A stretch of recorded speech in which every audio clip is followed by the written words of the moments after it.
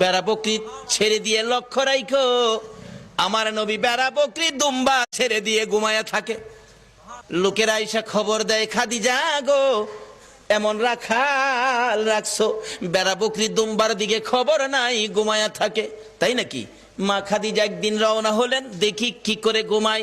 যাইয়া দেখে বেড়া বকরি দুম্বা ছেড়ে দিয়ে আমার আপনার নবী ঘুমিয়েছে। বড় বড় অজগর সাপ এসে নবীজির মাথার উপর ফনা ধরে ছায়া দিতেছে। খাদিজা বলেন, না না, এই রাখালের বকরি জংলার বাগে নিবে না। খাদিজা বাড়ির দিকে যায় আর ফিরা ফিরা চায়, এটা কেমন রাখাল রে? এই রাখাল তো সাধারণ কোনো মানুষ নয়।